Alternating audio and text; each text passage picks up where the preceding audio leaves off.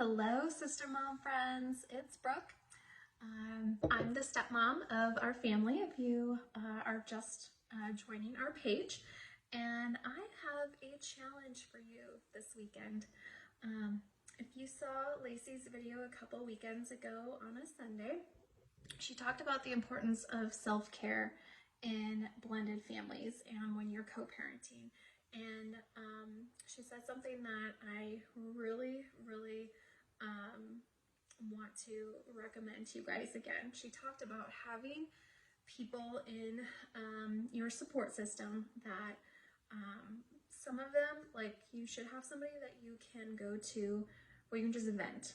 You can just say whatever you want to say.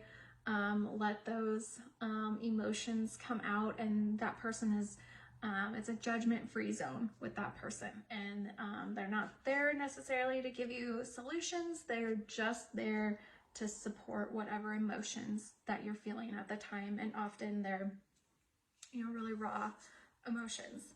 But then she also said to have another person or other people that you can go to who are going to maybe challenge your point of view, who are going to offer you solutions, that they might offer you a different point of view or something new that you haven't tried, or a different way of thinking that maybe you're not in that place right then and there. And it's important to have both. So today I want to be that person for you who challenges you. I want to be that person that gives you a different point of view than maybe you're thinking. So bear with me. It's really easy, right guys, to point out or recognize when our co-parents are doing things that we don't think are right, or that are triggering us, or they're doing something wrong, or they're doing something hurtful, or they're terrible. I mean, whatever, fill in the blank. It's really easy to pick out our co-parents' flaws. It's not as easy to recognize when our co-parents are doing something right, or they're doing something positive. Sorry. And that's because even when they are doing something right, even if it's something small, it's often overshadowed by unresolved conflict or unresolved feelings that we have about that other party. And that's okay. That's perfectly natural. I am super guilty of this myself. So this isn't a lecture about that. But so this weekend, I want to challenge you to this. Starting today, I want you to actively look for things that your co-parent has done, either for your child or your children, or for you, or something that they are doing in your co-parenting relationship that's positive.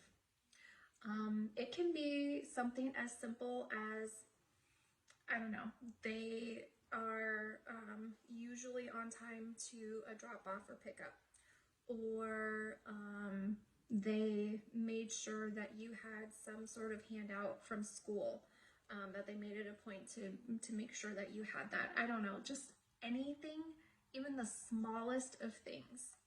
And I want you to actively look for those things.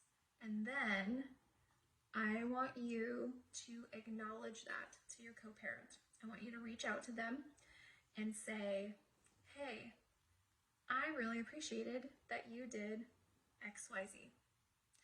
And the reason I really want you to do this is because a couple of videos ago, I talked about how co-parenting in a positive way is a choice. And it's a choice that you get to make regardless of the other party's reaction, or regardless of the other party's choices that they're making in their co-parenting relationship with you.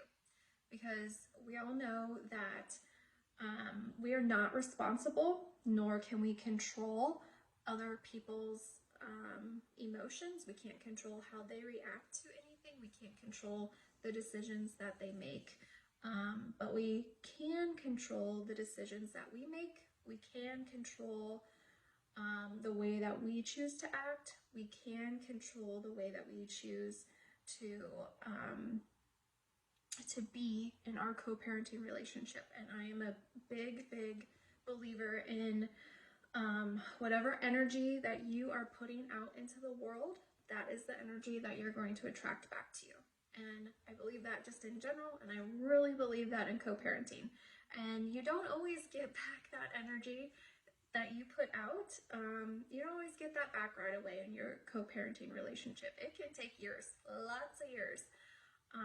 But the more you do it, the easier it becomes.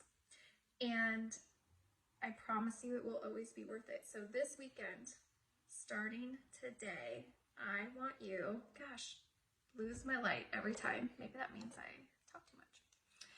I want you to actively catch your co-parent doing something positive, and then I want you to acknowledge it. But big thing here, when you acknowledge whatever positive thing that they're going to do, because I promise you, even the worst co-parent in the world will do something if you look for it. I mean, it can just be the most trivial thing. They will do something that is right or positive, okay? When you acknowledge it to this co-parent, please make sure that you are not using any trigger words, that you are making sure that even if you're not genuine in your acknowledgement of it, which is fine because these are complicated emotions, you can acknowledge something positive and still feel all these other things about them, and that's fine. But make sure that you don't sound condescending or make it sound like a backhanded compliment or patronizing. And if you're at all worried about if what you're going to send your co-parent is one of those three things, run it by a friend first or send it to me. I'll tell you if I see any red flags with it. But make sure that you do that, because if you send something in acknowledgement of a positive thing that they've done and it has trigger words in it, or it sounds condescending, then it's going to have the opposite effect. But anyways, I'm going to wrap this up. Catch your co-parent doing something positive, acknowledge it, and we will try to turn the tides on your relationship. Hope everybody has a great Saturday, and we'll talk to you all soon.